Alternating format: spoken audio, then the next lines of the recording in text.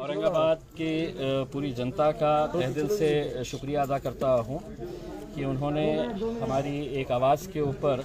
इतनी ज़्यादा तादाद के अंदर उन्होंने हमें जो तायीद की और ये फ़ैसला किया कि हम आएंगे आपके इस आंदोलन के लिए, क्योंकि उन्हें ये मालूम है कि ये आंदोलन जो है उन्हीं के हक़ के लिए था, गरीबों के लिए था।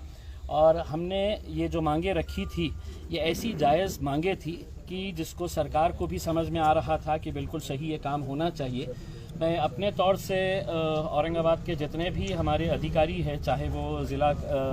कलेक्टर हो सुनील चौहान साहब हो, पुलिस कमिश्नर साहब हो, या म्यूनसिपल कमिश्नर साहब है, या डिविजनल कमिश्नर साहब है, ये सभी लोगों का मैं तहे दिल से शुक्रिया अदा करता हूँ कि उन्होंने ये फ़ैसला लिया है कि अब लॉकडाउन यहाँ पर नहीं रहेगा करके।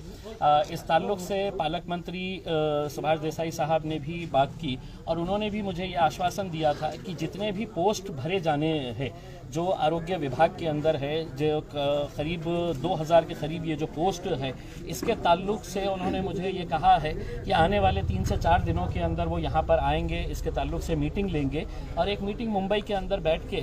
जल्द से जल्द ये पोस्ट कैसी भरी जाए तो उस ताल्लुक़ से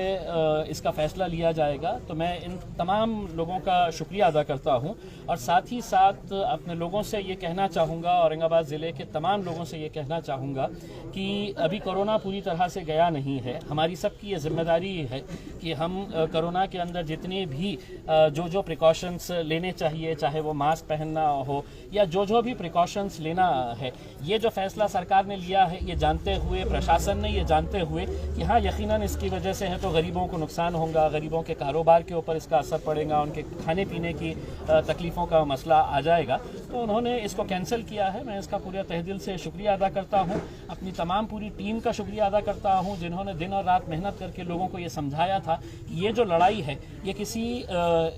किसी के ख़िलाफ़ नहीं थी, ये एक हमारा सिस्टम का फेलियर है। उस सिस्टम के फेलियर को बेहतर करने के लिए हमने ये लड़ाई लड़ी थी और ये लड़ाई के अंदर हमें कामयाबी मिली है। हम बहुत सब जीत किसकी हुई, मजलिस की हुई या जनता की जीत हुई? लेकिन ये मुद्दा कभी भी मजलिस का था ऐसा नहीं है। ये अलग बात है कि अगर मैं खासदार हूँ, मैं अगर मेंबर ऑफ पार्लियामेंट हूँ तो किसी एक पार्टी का हूँ, मैं यकीनन एमआईएम पार्टी का मेंबर ऑफ पार्लियामेंट हूँ, लेकिन जब आप चुनकर आ जाते हैं तो आप पार्टी के एमपी नहीं रहते हैं, आप जनता के एमपी रहते हैं, जनता के साथ।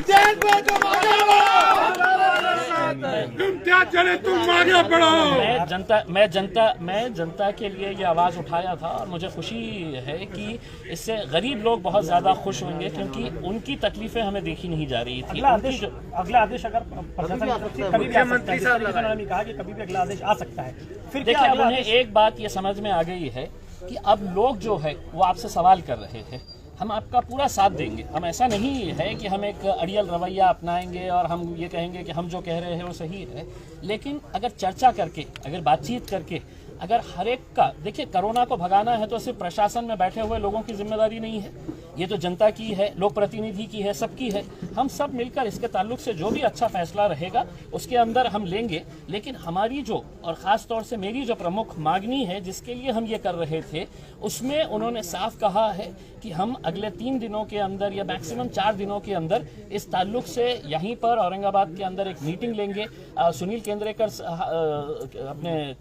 साहब हमारे जो डिविजनल कमिश्नर है, उन्होंने खुद ने मुझसे ये कहा, वो नांदेड़ जा रहे थे, उन्होंने कहा कि मुझे आने दीजिए, मैं आते ही इस ताल्लुक से आपके साथ एक मीटिंग करके हम जितने पोस्ट भरने के हैं वो पोस्ट भरने का काम करेंगे। और हम ये समझते हैं कि ये लड़ाई हमारी जो है सिर्फ लॉकडाउन हटाना नहीं था, आने वाले समय के अंदर अगर कोरोना थोड़ा बहुत रहता भी है तो लॉकडाउन की सूरत कभी भी पैदा नहीं। अच्छा, एक आखिरी सवाल सर मेरा, जैसे कि दूसरे पार्टियों के कई लीडरों ने आपको समर्थन किया, आज मोर्चा तो अब जब कैंसिल ही हो गया है लॉकडाउन तो मोर्चा भी खत्म हो जाएगा, लेकिन उन लोगों को क्या संदेश देंगे जिन लोगों ने आपको समर्थन किया? नहीं, मैं तो तमाम लोगों का शुक्रिया अदा करना चाहूँगा कि देखिए मेरे पास जो लोग आए थे, अगर आप उन लोगों को देखेंगे, जैसा MPSC के एग्ज़ाम में बैठने वाले लड़के, ये सब ग्रामीण इलाकों से आते हैं। 11 तारीख के दिन उनका एग्ज़ाम है और वो जिस तड़प के साथ मेरे साथ पास आए और उन्होंने ये कहा कि साहब हमारा 11 तारीख, हम उसमें से कई बच्चे ऐसे थे जिनका वो लास्ट अटेम्प्ट था, आखिरी अटेम्प्ट था, तो उनकी ये थी कि साहब किसी तरह से हमारे को यहीं पे रहने दीजिए, हमारे जो कोचिंग क्लासेस है वो चलाने की हमारे को इजाज़त दीजिएगा करके। तो बहुत सारे मुद्दे हैं जिन जिन लोगों ने भी समर्थन दिया है और हमारा इसके अंदर तायीद की है, चाहे फिर वो हमारे सुमित खांबेकर हो मनसे के, या हमारे कन्नड़ के हमारे हर्षवर्धन जाधव साहब हो, या और दूसरे जितने भी संगठन के लोग हो, कई सारे दलित संगठनों ने इसके अंदर शामिल होने का फैसला किया था, कई सारे कारोबार करने वाले लोगों ने इसका फैसला लिया था कि हम इस मोर्चे के अंदर शामिल रहेंगे। मैं उन सब का धन्यवाद देता हूं और उनको ये कहूंगा कि आप अपने धंधे को अच्छे तरीके से चलाइए, लेकिन ये ख्याल रखिएगा कि कोरोना अभी गया नहीं है, तो कोरोना के जितने भी एहतियात करना है वो एहतियात करिए।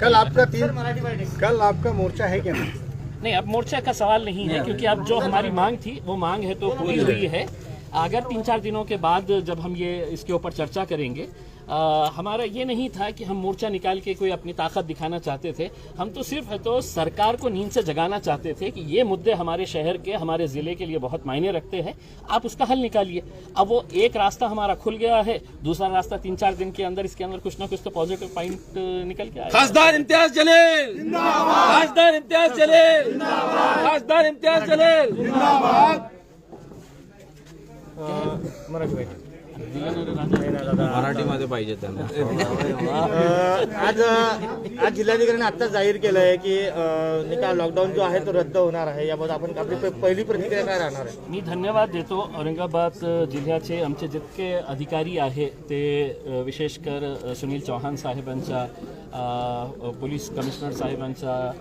आपले विभागीय आयुक्त साहेबांच्या, महानगरपालिकाचे आयुक्त आणि rural superintendent Mokshada Patil madam यांच्या सगळ्यांचा मी धन्यवाद देतो त्यांना की